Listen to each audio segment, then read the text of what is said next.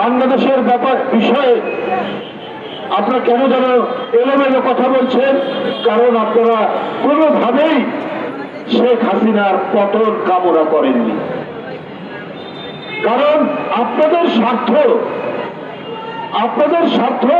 শেখ হাসিনা দেখতো, বাংলাদেশের স্বার্থ দেখতো না। কারণ শেখ হাসিনা জানে ও নির্বাচন দিলে, অবাধ সুষ্ঠু নির্বাচন দিলে শেখ হাসিনা কোনদিন জিতবে না।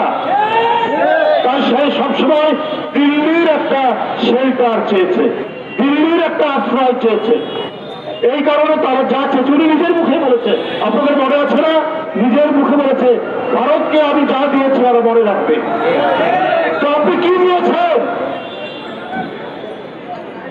যে ভারত মনে রাখবে?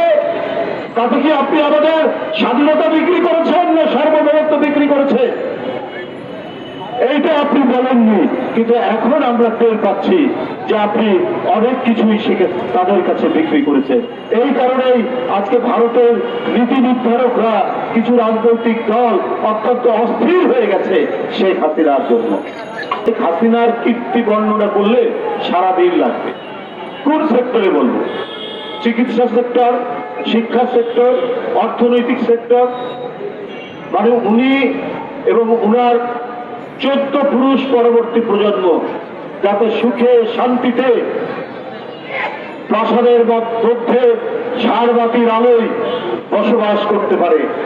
এই কারণে শেখ হাসিনা, তার বোনের নাম কি শেখ রেহানা, তার ছেলে মেয়েদের জন্য তিনি কয়েকশো বছরের একেবারে প্রস্তুতি করে দিয়ে গেছে। আরে বাবা, আপনার একবারও মনে হলো না যে আপনার ভাগ্নি শেখ হাসিনার মেয়ে টিউলিপ ইংল্যান্ডের এমপি এবং মন্ত্রী হয়েছে? কিন্তু ওই দেশটার বাংলাদেশ না। ওই দেশে সংবাদপত্র ফ্রি, ওখানে বিচার বিভাগের স্বাধীনতা, চরম স্বাধীনতা রয়েছে, বাক স্বাধীনতা রয়েছে। আপনি সেটা আটকাবেন কি করে? আপনার ঘনিষ্ঠ ব্যবসায়ীকে দিয়ে আপনি টিউলিপের জন্য দামি ফ্ল্যাট কিনিয়ে দিয়েছেন, টিউলিপের ছোট বোন রূপন্তীর জন্য আপনি দামি ফ্ল্যাট দিয়েছেন। তারপরেও আপনি বাংলাদেশের প্রধানমন্ত্রী, আপনি নাকি খুব সৎ মানুষ, আপনাকে ছাড়া নাকি কাউকে কেনা যায়, আওয়ামী লীগের সবাইকে কেনা যায়। উনি নিজের মুখেই বলেছিলেন হাসিনা যে একমাত্র আমাকে ছাড়া আবার আওয়ামী লীগের সবাইকে কেনা যায়। কিন্তু আপনি যে খুব অল্প দামেই ভারতের কাছে সবার আগে বিক্রি হয়ে গেছে, এইটা দেশবাসী একটু টের পেয়েছে, কিন্তু এখন সম্পূর্ণরূপে টের পেয়েছে যে কিভাবে আপনি নিজেকে বিক্রি করেছেন। আর গোটা দেশকে বিক্রি করে আপনার ভাগ্যের জন্য, আপনার ভাগ্যের জন্য, আপনার ছেলে সাজি মজেদ জয়ের জন্য, আপনার মেয়ে সাইমা মজেদ পুতুলের জন্য আপনি যে সাতটাদের বেহেশখানা বেহেশত তৈরি করে দিয়ে গেছেন, এটাও তো এখন গণমাধ্যমে প্রচার হচ্ছে, এটাও তো আমরা জানতে পারছি। সাজি মজেদ জয় কোথায় থাকেন জানি না, দুবাই না কোথায়, আমেরিকায়। তার 8টা বিলাসবহুল গাড়ি পাওয়া গেছে।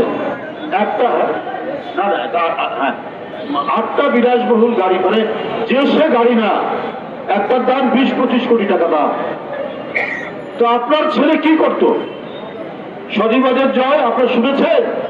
ওই কি কোনো ব্যাংকের ম্যানেজার ছিল, কোনো অফিসের কর্মকর্তা ছিল, কোনো বিশ্ববিদ্যালয়ে পড়াশোনা করত, কোথাও বড় ব্যবসা করত?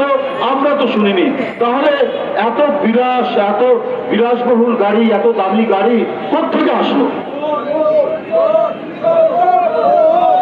এই শেখ হাসিনা প্রতিটা আর্থিক প্রতিষ্ঠানে তার নিজের লোক দিয়েছিলেন, যারা এই লুটপাট আর টাকা পাচারের সাথে